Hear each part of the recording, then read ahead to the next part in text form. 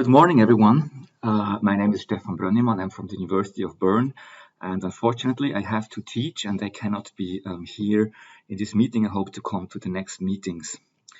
So, a few words about my background. My expertise is actually not really in micrometeorological or urban climate data, or at least hasn't been for a long time. I have worked for a long time, mostly with climate data on a global scale, on a national scale, with historical data. But I've been involved in many data projects at the European level, at the national level, working with climate data, data rescue, quality control. We've worked a lot on generating reanalysis and many other projects. I was also involved, and am still involved, in several Copernicus climate change service projects, and I think this is a very important link to the Copernicus climate change service that we should pursue. And we can also learn many lessons from how Copernicus climate change service generated their climate data store, for instance. Of course, that's a much different scale, but still the value of exchange standards, the value of metadatabases, etc.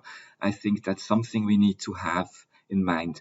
And since 2018, I've also I'm involved in urban climate research, which is something I've actually done 25 years ago during my PhD thesis, but since 2018 we are quite active in the area of urban climate research and urban climate monitoring, and this is also the reason why I'm involved in this cost action.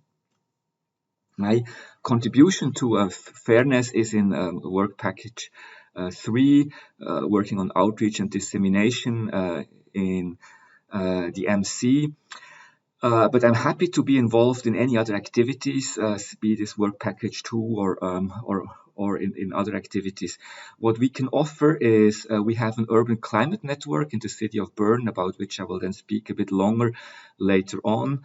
And this is the actual data and also experience we can offer, also experience in building up a network with low-cost devices. And I guess this is a contribution we can do.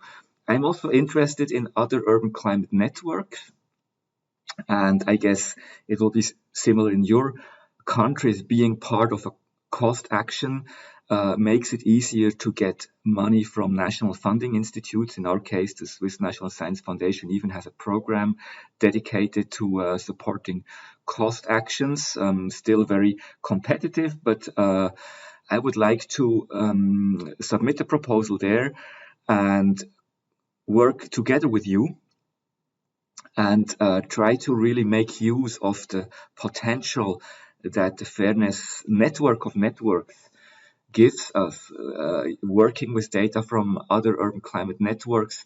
And doing that, this will force us to think about the things I just mentioned, about standards, about metadata, databases, exchange formats that are simple enough to for the data holders to generate them, so that the additional effort is not exorbitantly high, but at the same time makes them usable for scientific purposes, quality control, etc. And I guess this is where I can draw from the experience in Copernicus Climate Change Service. And I would like to thank you, Branka, for putting this together. This is really fabulous. One slide about our network that I will have then a special presentation later. It's an urban climate network in the city of Bern. The city of Bern has 150,000 inhabitants approximately, the capital city of Switzerland. And we mount these low-cost devices at currently about 110 locations. Some of them are the same every year. Some of them change every year according to the needs of the city of Bern. We work very closely with the city of Bern. Actually, the city of Bern funds our network. And of course, whenever they have a project in a certain area, we do a special monitoring and put many of these devices there.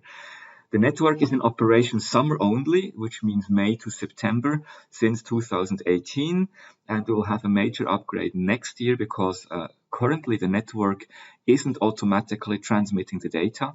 and it's also just a temperature network, and only very few stations have humidity as well, and they are not ventilated at the moment, but all of that will change. We are now testing prototypes, and this summer and then next summer 2023 we will upgrade the network with self-transmitting ventilated devices with humidity and temperature.